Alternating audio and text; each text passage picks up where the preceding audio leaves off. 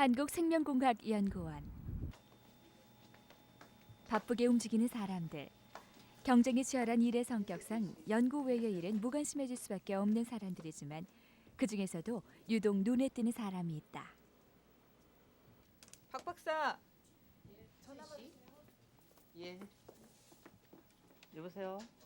센터장님이란 말도 못 붙이고 박 박사님 이렇게도 안 하고. 나이 많고 직급 때문에 나를다가 이렇게 차별을 안 하기 때문에 저는 이제 친구를 얻을 수 있는 그게 있고, 그걸 생각해 볼 때 호칭부터 이렇게 남다른 만큼 그의 이력도 좀 별나다.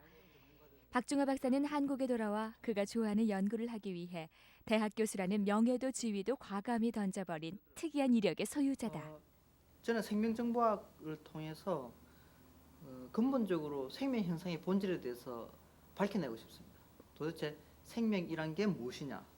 저는 바이오가 답니다, 제 인생에.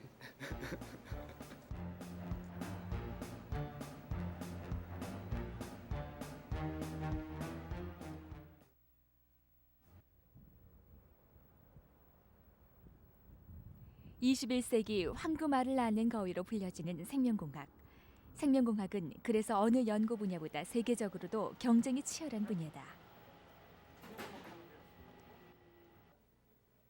이곳은 생물 자원을 다양한 형태의 데이터베이스로 구축해 정보를 생산하고 다시 유통하는 기관이다.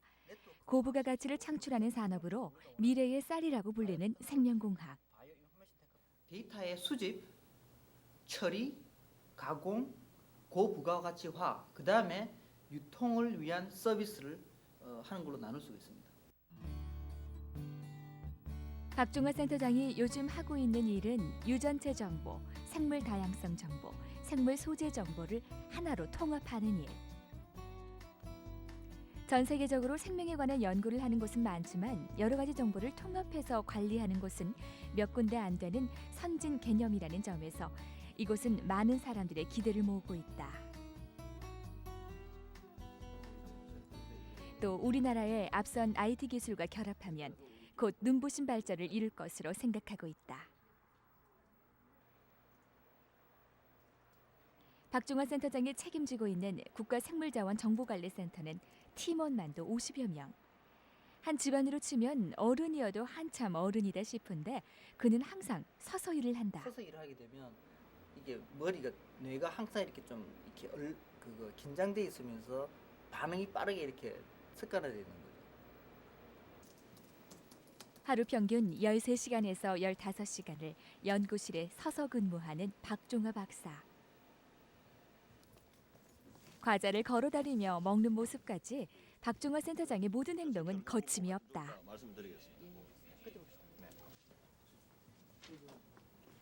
박중화 박사가 센터장이 돼서도 바뀌지 않는 철칙 중 하나는 앉아서 아래 사람에게 보고를 받는 대신 직접 찾아가 연구 과정의 애로사항을 듣고 현장에서 일어나는 일을 체크한다는 것이다. 오늘 점심을 안 먹었거든요. 점심을 종종 굶거든요. 그거 하다 보면 시간 놓치고 그러면 제 동료들이 또 이런 거 사주거든요. 안 그러면은 이렇게 빵이나 이런 걸 또 사줍니다. 박 박사 밥 먹었냐고 해가지고 챙겨주고 그러는데. 박중화 센터장의 연구실에는 지위에 맞는 그럴듯한 소파가 없다. 여기저기 널려있는 잡동사니들이 이 방 주인이 된 지 오래다. 정리할 시간도 없고, 그다음에 어차피 제가 하고 있는 모든 정리된 것들이 사실 컴퓨터에 들어가 있습니다. 생활이야 그렇지만 그가 주로 작업하는 컴퓨터는 깔끔 그 자체. 그의 컴퓨터 작업 공간은 일목요연, 가지런히 정리가 잘 돼 있다. 책이나 아니면 뭐 이런 종이나 이런 거 내가 알고 있는 실제 현실 세계에 이렇게 정리된 게 아니고요. 오히려 모든 실질적인 활동들은 웹상의 가상으로 다 일어나고 있습니다.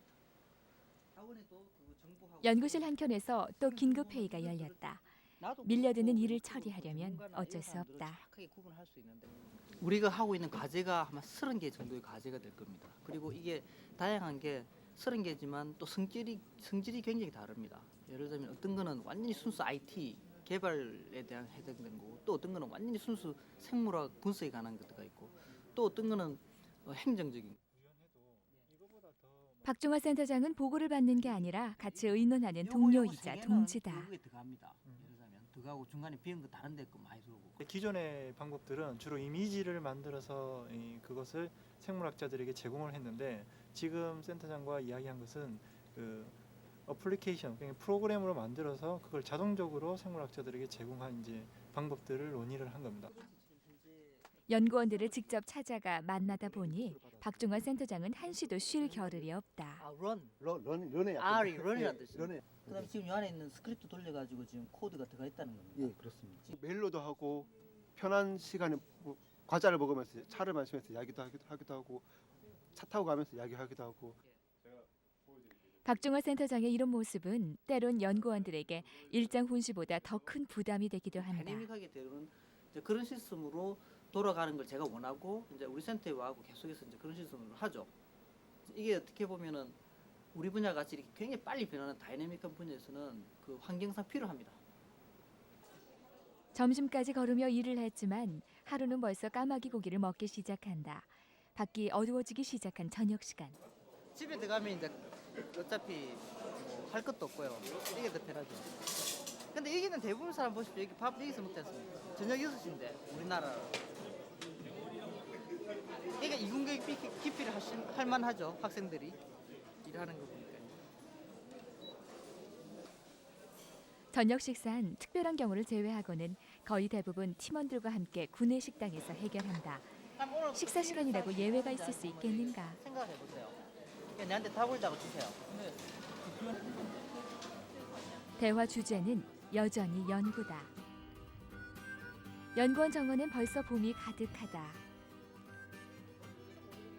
하지만 이들 눈에는 꽃이 보이지 않는다. 팀원들과 함께 연구실로 향하는 박종화 센터장. 월화수목 금금금이 이어지는 고단한 생활의 연속이다. 페이퍼 스토리입니다. 하나의 어떤 진짜로 딱 하나 요점되는 스토리인데. 회의하고 또 배우고 알면 알수록 알아지는 게 이 분야다 보니 오늘도 박종화 센터장과 팀원들은 또 연구원에서 훌쩍 퇴근 시간을 넘겼다. 팀원들 대부분이 집으로 간 시간에도 연구실 불은 꺼지지 않는다. 뭐 일찍하고 집에 가겠죠. 내가 정말 하고 싶은 게 있으면 그걸 하는 게 저 인생에는 도움이 되니까요. 누가 시킨 것도 아닌데 그들을 이렇게 연구소에 있게 하는 매력은 뭘까? 인간의 본성이 본질적인 그는 사실은 정보처리입니다. 그러니까 지금 이때까지 생물학이 보는 시각과는 상당히 다른 정보처리적으로 인간을 보면서 자기 내면의 모습을 탐구할 수 있는 너무나 강력한 학문이거든요. 12시가 다 돼가는 시각. 박종화 센터장은 그제서야 하던 일을 정리하기 시작한다. 보통 11시, 12시 조금 늦게 특히 이제 오히려 토요일이나 주말에는 오히려 더 늦게 가고 왜냐하면 그 늦잠을 잘 수 있으니까요. 주말에는 그렇고. 부산 영도에서 가난한 농부의 아들로 태어난 박종화 센터장. 박종화 센터장은 학교에 들어갈 때까지 한글도 모르고 들판을 뛰어놀던 개구쟁이 소년이었다. 자연은 그에게 생명 현상에 대한 궁금증을 갖게 했고 수줍음 많던 박종화를 DNA 구조가 사다리형 DNA 모델이라고 세계적인 과학지 네이처의 연구 결과를 보낼 만큼 거침없고 용감한 청년으로 키워놓았다. 그런 그는 세계 유수의 연구기관들을 거쳐 학자로서는 최고의 예우라는 영국 캠브리지 대학의 종신 고용까지 마다하며 조국으로 돌아왔다.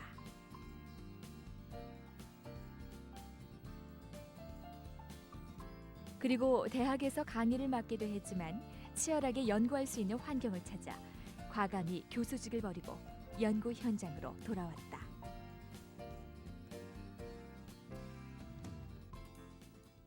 내가 하고 싶은 일들이 우리 생명정보 분야에는 대량의 데이터를 빨리 처리해서 빠르게 이렇게 서비스하는 데 초점이 맞춰져 있고요. 한국생명공학연구원 같이 실질적으로 큰 종류의 연구를 빠르게 많은 동료들을 데리고 같이 할 수 있는 곳은 세상에 많지가 않습니다. 특히 저희 분야에서. 이 공개에서는 최고의 명예와 지위가 보장된다는 카이스트 교수직을 버리겠다고 했을 때 많은 사람들은 그를 이해하지 못했다. 그의 편이 돼준 사람들은 연구에 대한 그의 열정을 아는 가족들 그리고 어머니였다. 박중화 센터장은 외국에 잠시 나가 있는 외국인 아내와 아이들 그리고 뱃일을 하시는 아버지 때문에 오피스텔에서 어머니와 단둘이 살고 있다. 고향 부산을 두고 아들 밥이라도 챙겨 먹이고 싶어 물설고 낯설은 대전으로 온 어머니. 우리나라 최고 대학에 들어간 아들이 몇 달 안 돼 학교를 그만두겠다고 했을 때도 어머니는 아무 말 않고 그저 조용히 내려오라고 말씀하셨다. 아들의 결정을 늘 믿고 기다리던 바위 같은 분이셨다. 그러나 마음까지 편하셨겠는가. 하는 게 너무나 일이 많아갖고 머리 아픈 일이라 항상 마음이 아파.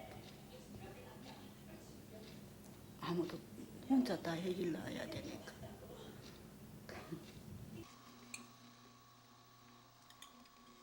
따뜻한 밥 한 끼 해먹이고 싶어도 늦게 귀가하는 아들 때문에 어머니가 할 수 있는 건 과일 주스 한 잔 만들어주는 것뿐이다.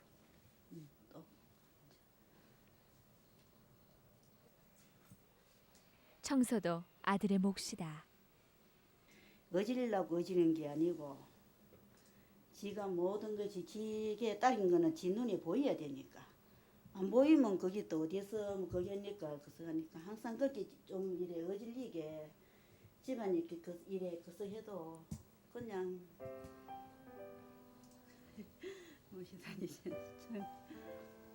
집에 들어오자마자 컴퓨터를 켜는 아들을 보고 또다시 방을 나오는 어머니. 자기가 좋아하지 않으면 아무리 시켜도 저렇게는 못한다 싶어 마음을 다잡으려 하지만 마음 한켠이 아려오는 게 어머니 마음이다. 가이스트 교수로 오고 할 적에는 그랬는데 지금 굉장히 너무 힘든 일을 하고 있는 것 같고 전혀 힘들지 않습니다. 일 자체는 전혀 힘들지 않고 즐겁고 많으면 많을수록 더 좋고 오히려 어려운 문제, 연구 관련 문제, 뭐 기술 개발 문제, 뭐 프로젝트 이런 거는 오히려 더 재밌습니다. 그렇게 아들과 어머니의 하루가 저물어 간다.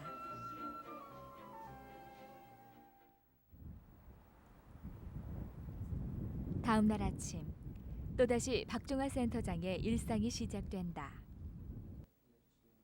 국가생물자원정보관리센터는 새로운 개념을 정리해야 하는 분야다 보니 서로의 아이디어와 협력이 필요하다.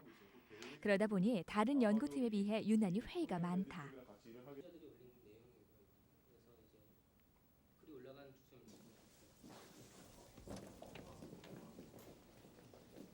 다른데 회의실을 잡기가 어렵거든요. 보통 시간에는.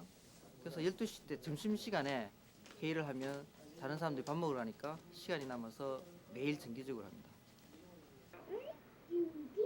다른 팀원들이 늦은 점심을 먹으러 간 시간을 이용해 박중화 센터장은 미국에 있는 아내와 두 아이들을 만난다. 이제 3살 된 아들 수비호는 요즘 들어 부쩍 애교가 많아졌다.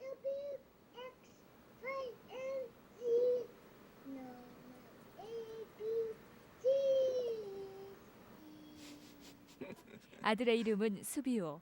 생명이란 뜻의 바이오를 한국식 이름으로 표현할 수 없을까 고민 끝에 지은 이름이다. So where did he learn it? That's the first time he did it by himself, huh? From That's good. the game computer? It's the common song that we sing to learn the alphabet. I mean, do you sing him? No. 근데 옛날부터 저는 이제 혹시나 애가 있으면 제 애 이름에 이제 바이오를 넣고 싶어 했거든요. 바이오는 이제 우리나라로 그냥 읽으면 수비오죠. 그래서 한자로 수비오라 되어 있습니다. 저는 바이오가 답니다. 제 인생에. 일요일 오전 모처럼 모자가 길을 나섰다. 꽃나들이라도 가는 것일까? 지금 어디로 가시는 거죠? 남해로 가고 있습니다. 남해 미조 오면 미조리. 거기는 왜? 거기 제가 영국에서 오자마자 땅을 좀 사놓은 게 있습니다. 섬 이런 곳에 농사를 짓고 사는 게 어릴 때부터 꿈이었습니다. 외국에서 돌아오자마자 가진 돈을 다 털어 남의 작은 섬을 산 박종화 센터장. 몇십 년 지나도 오를 가망이 없는 땅이라며 남들은 박종화 센터장에게 바보 같은 부동산 투자라고 얘기했다.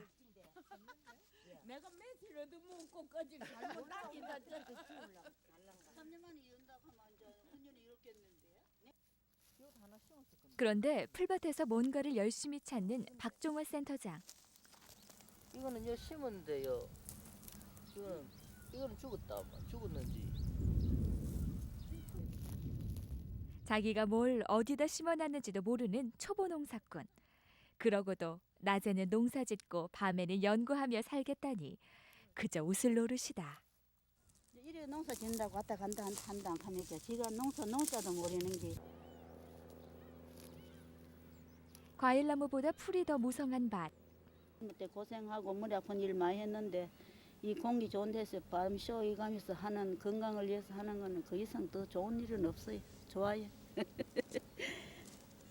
하나가 가물어 죽는다. 예전에도 그랬고 지금도 그렇고 어머닌 명예나 다른 사람의 이목이 아니라 그저 아들의 행복만이 중요하다. 당연하죠. 맛있지. 방파제 전에 잘해. 없었는데 내가 올 때 몇 년 전에도 2, 3년 전에도 우리 살 없었는데 때는 없었는데 방파제 방파제도 처음에 다 한 바퀴 해놨거든. 싹다 돌리나 길로.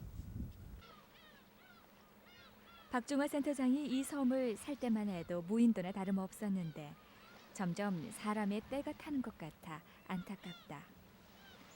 저 바다가, 나무가, 또 새가 자꾸 평범한 소년이었던 박종화 박사를 움직이게 했다.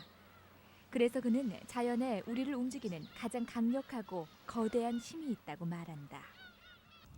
어릴 때부터 제가 원했던 남해안 그런 곳에서 생명정보연구센터를 만들고요. 그다음에 동물원, 식물원, 그다음에 대학교 이런 걸 제가 한 앞으로 10년, 20년 사이에 만들고 싶습니다. 하고 싶은 걸 뭐 즐기면서 최선을 다해서 자기 꿈을 이제 조금이라도 이뤄 나가는 게 뭐 모든 사람이 원하는 그런 거겠죠. 저는 거기에 대해서 뭐 이렇게 살아왔고 또 앞으로 그렇게 살 겁니다.